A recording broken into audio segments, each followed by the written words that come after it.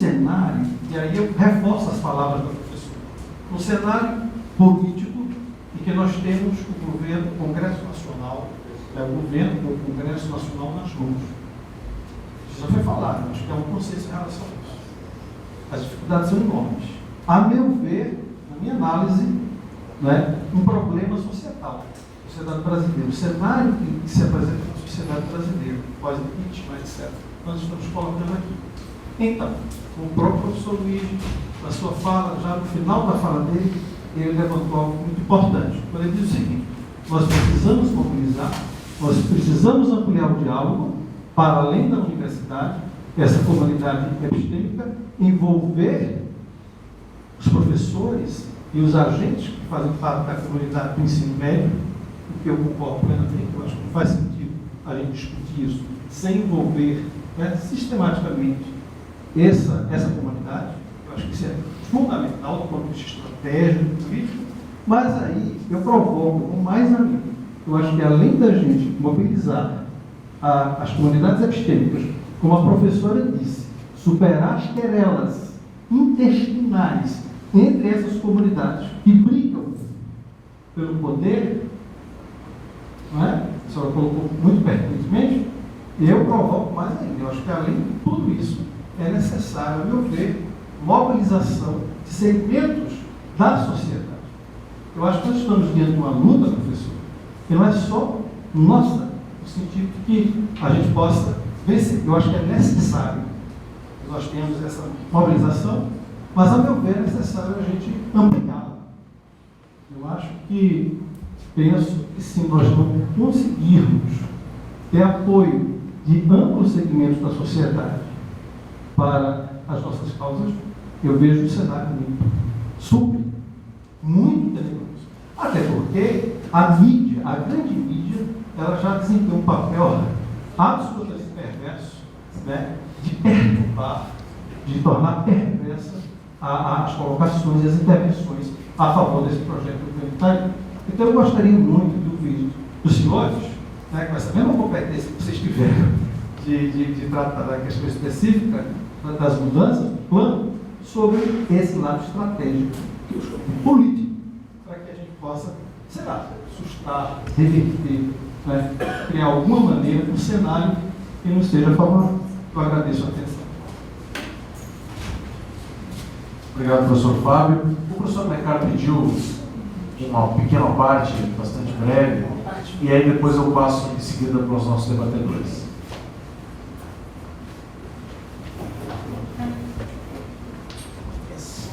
Pode marcar nos ponteiros dos segundos. Não, é só para dizer o seguinte: eu enfatizei a sociologia apenas porque eu encontro essa conhecimento de ciências sociais em tempos de exceção, né? E a disciplina em ameaça para nós, assim, dentro das ciências sociais, que é a sociologia. Mas eu reforço o som com todas as falas, até mesmo porque a letra da lei diz o seguinte. A letra da lei diz que a obrigatoriedade é só de português, matemática e inglês, sendo que português e matemática, as únicas nos 3 anos. Ou seja, essa é a letra da lei. Ou seja, tudo mais, geografia, história, sabe? Tudo mais, sociologia, filosofia, arte, tudo mais está na mesma situação dessa medida provisória. Né? Obrigado, professor Alencar. Então, assim, qual a nossa proposta de ensino médio? Questionou o professor Mário Bispo. Né? O que a gente pode fazer a mais? Questionou o professor Ricardo. Como unir forças? A fala da professora Dani. Né? Nós temos que sair do diagnóstico para a intervenção. Então, a escrita de documento, um posicionamento é bastante importante, inclusive pela força, né, de um evento como esse em nível nacional. Né? E o professor Fábio trazia também esse lado político. Né? Nós precisamos assumir esse caráter político da educação. Então, acho que nesse sentido, meus colegas têm bastante a contribuir e, dentro mais ou menos para a gente não avançar muito no tempo aqui na programação, mais ou menos uns 5 minutos para poder reagir a cada um. Podemos começar então, professor? Eu quero agradecer ao professor Tiago pela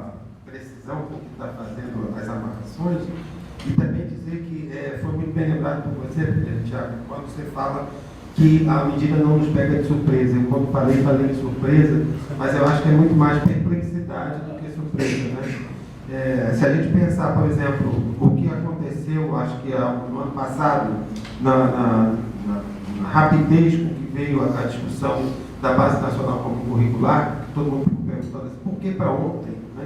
Agora a gente entende por que era para ontem. Né? Quer dizer, a sensação que a gente tem é que já estava a coisa bastante adiantada, já estava tudo bastante amarrado. Né? E isso eu acho que demonstra com maior precisão a perversidade da medida provisória, porque ela, na verdade, ela não toca só no ensino médio, né? Mas ela mexe para frente e para trás. Se a gente pensar, por exemplo, que o discurso do notório saber influencia e mexe diretamente com a formação inicial das licenciaturas, né? Quando se passa a tratar de formação genéricas, né? E que isso também já estava, parece que tudo muito adiantado, e não por coincidência, o Sistema S anunciou, logo depois, né, da medida, que foi anunciada a medida, um curso de formação de professores nessa perspectiva interdisciplinar por áreas, né, se eu não me engano, no SESC. Né? E mexe também no Enem, né, a gente já sabe que não precisa acabar com o Enem, basta mutilar, né, o nome pode permanecer o mesmo, mas quando você tira a redação do ensino médio, né, esse é o último ano, né, já com redação, só com redação, voltando mesmo a essa perspectiva de uma escola dividida, né, e para dois grupos, muito claramente. Né. Eu, por exemplo, dou como uma experiência minha, vivida aqui em Natal, eu não sou de Natal, sou do Rio de Janeiro, como o professor Ricardo e a professora Tatiana, e estou aqui há 3 anos e 8 meses, mais ou menos. Né? E quando eu cheguei aqui, para ver como é que essa coisa é recente, né? Era muito comum, e isso no Rio a gente não tem, a gente ver faixas na casa das pessoas quando havia o ingresso de um jovem na universidade. Né? Então, parabéns, Fabrício, Sociologia, UFRN e tal. E essas faixas foram desaparecendo. Eu, como sendo de fora, eu tinha os olhos muito acuados para isso, porque isso era estranho para mim. Né? E ao longo desses 3 anos e pouco, eu percebo que essas faixas foram desaparecendo, justamente, né, na perspectiva de uma democratização do acesso ao ensino superior e o fim, né, da chamada meritocracia. Então, quando o professor Sandro lembra bem com relação a essa questão de mexer com os horizontes de possibilidades, é uma frase muito comum a gente ouvir quando trabalha com grupos populares. A gente pergunta assim, você estudou até que série? Aí o jovem fala, eu terminei. Terminou o quê? Terminou o ensino médio, porque esse era o horizonte dele. Né? Isso mudou nos últimos anos, nós vemos isso na universidade, a cara da universidade mudou, e isso, as mudanças propostas pela medida, eu acho que retrocede nessa perspectiva. Né? Só para finalizar, sobre o ensino médio que queremos, eu acho que a gente tem aí uma diretriz de ensino médio que é de 2013, né, as diretrizes, que eu acho que ali a gente tinha caminhos, né, para contemplar um ensino médio com muito maior diálogo com as juventudes, com os seus sujeitos, né, trazendo, por exemplo, como disse o professor lá do Instituto Federal, a relação com o mundo do trabalho, né, lembrando que o trabalho era uma das dimensões que a gente tinha, trabalho, ciência, tecnologia e cultura. Né. Eu acho que com a ampliação das redes dos institutos federais, que simplesmente estão sendo ignorados, né, nesse discurso das mudanças. Enfim, para dizer que a nossa perplexidade vem exatamente de como essa medida é perversa e ampla, né, mexendo também com a universidade e com a democratização do ensino da educação básica. Obrigado. E lembrando a professora Tatiana que eu acho que tem a previsão de um documento, manifesto natal. Eu não sabia, professora Helena aqui e eu acho que como uma plenária tão qualificada como essa, né, eu espero que esse documento seja realmente de bastante peso.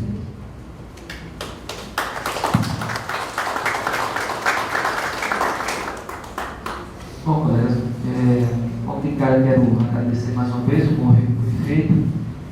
Com o que nós temos, algumas perguntas realmente vão ficar extremamente comprometidas, né? Especialmente aquela que nos indaga, né, o que fazer, né? Realmente é ampla, né? Mas eu acho que algumas explicações a gente pode, sem dúvida alguma, discutir aqui. Primeiro tem uma pergunta que foi feita, eu acho, pelo professor Alencar, acho que o professor da de Brasília, sobre a articulação do ensino médio com a educação técnica. Pela MP isso não existe, né? Não existe essa articulação. O que existe simplesmente é o que a gente pode chamar de encaixes, né? Então, uma carga horária que o sujeito, digamos, um curso que ele faça no Senai, né? Ele poderá... Danou-se. Será que dizendo danou-se de bom? Dessa vez não. Só que não. Não passarão. Então, o sujeito ele faz um curso técnico no Senai, né? E aquele curso equivale a uma carga horária, sei lá de tanto, ele pode aproveitar, pela lógica da MP, ele pode aproveitar isso aí, né? E computar no total da carga horária dele do ensino médio. Então, assim, não tem articulação, isso não é articulação, né? Aliás, uma questão, né, que eu acho que a gente meio que, em algum momento, a gente perdeu um pouco o ponto, não para que totalmente, porque acho que os IEPs protagonizaram isso um pouco, né? Essa questão de você articular a inserção do mundo do trabalho no âmbito do ensino médio, né?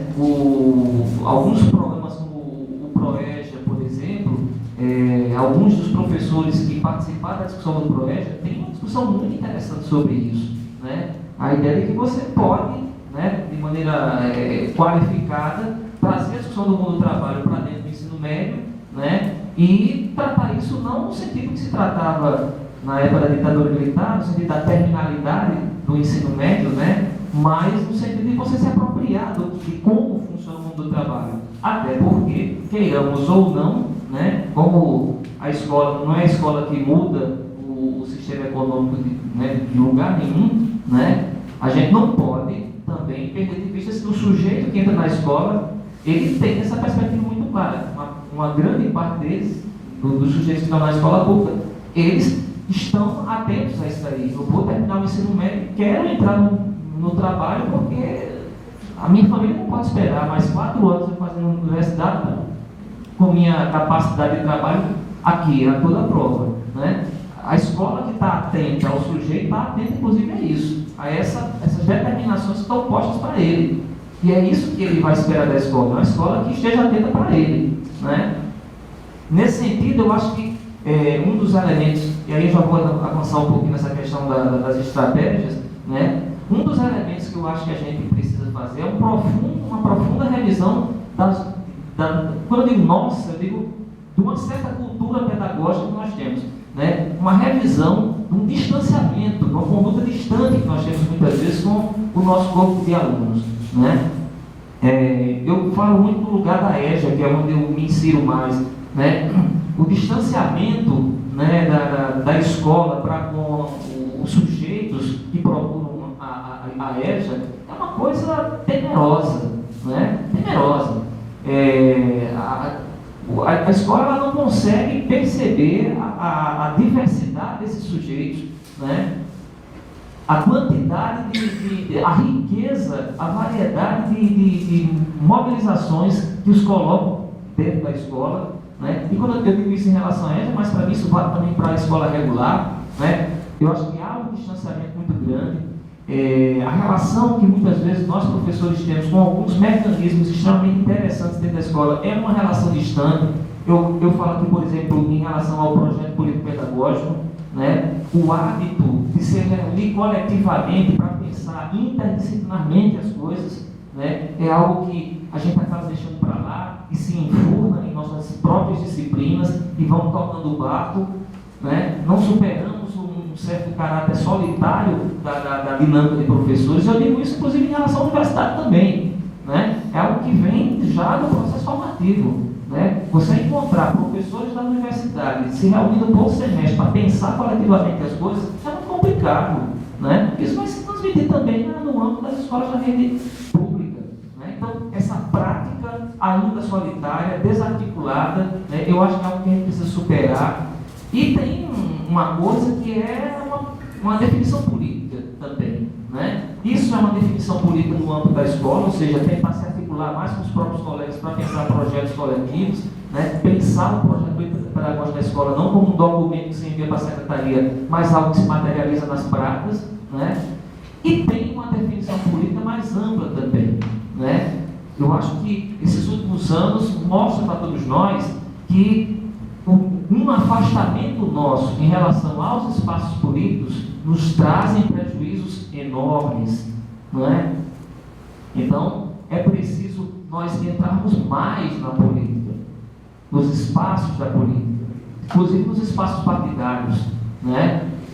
Para que a gente possa, de fato, renovar, oxigenar as práticas políticas nos vários partidos que nós temos aí. Especialmente, aí eu quero, né, deixar muito claro, né, se nós temos um espectro de partidos hoje que dá conta desse governo golpista, quem aqui se sente identificado com um outro espectro de partidos que é contra esse governo golpista, é muito importante, está sendo mais do que importante que a gente entre nesses partidos, né, basicamente por duas razões. Né? Primeiro, porque tanto as práticas de uns são, em alguma medida, extremamente isolacionistas, a prática de outros extremamente condescendentes, né, com determinadas práticas que eu acho pouco republicanas. E por um segundo motivo, hoje nós temos claro que a experiência partidária, no âmbito mais geral que eu estou falando, a experiência partidária que nós temos no Brasil necessita de profundas reformulações. E alguns sinais estão sendo dados por alguns movimentos que nós temos por aí. Então, entrar na política é muito importante, está se colocando como muito importante. Tá bom? Obrigado.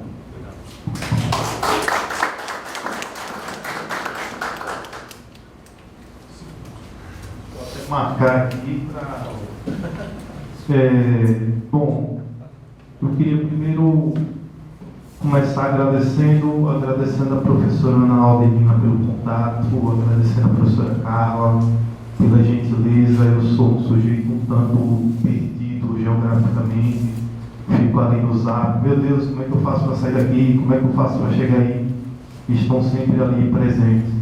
Ao professor Tiago também, pelo contato, pelos convites, e aos demais colegas da mesa, pelas excelentes explanações, e aos colegas, professores, pesquisadores que estão aqui conosco nessa labuta.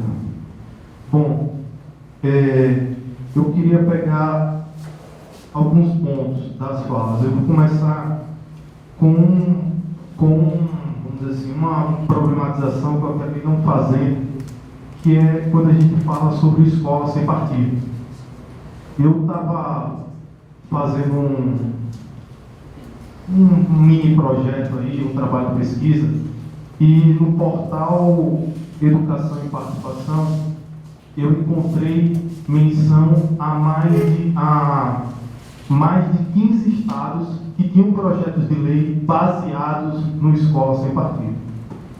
Ou seja, quando a gente fala que a Arapuca ela foi sendo armada, eu acho que essa armação ela não vem de agora, óbvio. Eu acho que observar a movimentação de como foi se dando nos âmbitos estaduais os projetos de lei baseados naquilo, vamos dizer assim, baseado ideologicamente naquilo que o Escola Sem Partido defende, ele necessita também de uma reflexão. Aqui mesmo em Natal, nós, se eu não me engano, temos um deputado, né, em 2015, apresentou um projeto de lei baseado na Escola Sem Partido. Se eu não me engano, é o Rogério Marinho, é isso? E em Alagoas, que é minha vizinha, temos também, no Sul. Em Alagoas tem coisas no Brasil que assim, não dá para ser amador para analisar, porque o governo do Renan Filho, que é do PMDB, barrou o projeto e entraram na justiça, vetou o projeto e entraram na justiça para derrubar o veto do governador que é do PMDB, que é ligado ao presidente. Quer dizer, se você olhar superficialmente, você ou enlouquece ou não sabe muito para onde ir, dado como as coisas aqui elas não são para amadores. Quando a professora do Rio ela mencionou sobre 16 turmas, né, que ela estava falando sobre o aluno, eu fico imaginando, assim, nenhuma escola tem 16 turmas de sociologia na educação básica. É muito difícil, a não ser que ela seja uma grande escola. Você imagina, significa dizer que ele tem 16 turmas em várias escolas, né? Ou seja, tendo que lidar com várias concepções de educação diferenciadas, com vários coordenadores, diretores, colegas de trabalho que são totalmente diferentes. E ainda tem algo que é pior, por exemplo, para mim que é na educação privada, eu observo muito bem isso. Ao mesmo tempo que nós, na verdade, temos nós brigamos para nos inserir na precarização. E essa briga, ela tem sido uma briga que ela é baixa, ela envolve rasteira, ela não é ética. Por quê? Porque como nós temos uma carga horária muito baixa, o professor ele precisa de 5, 6 escolas. Se ele vai pegar 5, 6 escolas, significa que outros tantos professores vão ficar de fora. Então você tem uma briga muito grande que ela impossibilita qualquer ato de generosidade e de ação coletiva entre eles. Não é à toa que, pelo menos no meu município, estado, eu percebo isso. Os professores não sabem o que fazer, porque na verdade eles não querem sentar com os colegas e querem discutir. Porque eles querem, na verdade, o quê? Impossibilitar a chegada de um novo colega que possa tirar sua vaga do trabalho. E aí, para fazer uma relação com isso, só que aí vem a facada final desse projeto de lei. Tiago mencionou sobre a relação de conteúdo e disciplina no projeto, que não é especificado. E com os conteúdos da área de sociologia, eles podem muito bem ser abarcados por áreas como história. Eu acho que, às vezes, a gente, quando vai analisar o ponto lá sobre o notório saber, né, que está presente no projeto de reforma, a gente pensa muito e tem que pensar. Por exemplo, quando você vai ter uma quebra da nossa graduação das licenciaturas, o sujeito não vai precisar mais ser licenciado para estar em sala de aula. Não significa que a própria universidade ela vai sofrer um golpe muito duro. Não é só a educação básica que está em jogo, são as nossas licenciaturas. E qual é para mim a grande questão? É que esse notório saber, a quebra das nossas licenciaturas na universidade, às vezes, quando a gente olha para esse ponto do notório saber, a gente pensa, não, o empresário vai poder dar aula, o dono da escola vai poder dar aula, etc. Mas, veja, significa também que é mais um golpe na sociologia, porque outros professores vão estar podendo abarcar a área de sociologia a partir dos seus conteúdos. E, para mim, o golpe final desse arranjo é a própria modificação do Enem. Porque, minimamente, por mais contraditório que seja o sistema de avaliação, por mais contraditório que seja todo esse arranjo, o Enem é que minimamente possibilitou uma valorização do professor de sociologia, sobretudo na articulação com a redação. Por exemplo, a gente trabalha em conjunto e se alguém tiver algum corretor de redação aqui, sabe bem, a articulação na sua escrita, não são obrigados a ter um domínio da especificidade da nossa área em todas as suas discussões. Então, assim, eu acho que esse golpe, por isso que eu acho que a perversidade ela é muito maior. Para finalizar, professora Tânia, eu concordo plenamente, professora que eu tenho um grande carinho, foi minha orientadora do mestrado, uma pessoa que eu tenho um carinho imenso. Lá na escola, eu tento trabalhar muito com a professora de artes. Eu vou só falar umas coisas que elas mencionaram. Você tem um desenvolvimento cognitivo desse aluno de ensino fundamental e ensino médio a partir do ensino de artes que é grandioso, que é significativo. O trabalho da criatividade. Isso é algo específico para essa área e nenhuma outra área consegue abarcar como o estudo de artes consegue. Por quê? Porque ele é sedutor para essa criança. Diferente de você chegar e falar, você vai ter que estudar Marx do Caio e Weber. Isso não é sedutor. É sedutor quando você consegue buscar forma de introduzir esses autores no cotidiano desses alunos. Então, é isso. Muito obrigado. Professor Ricardo, rapidinho.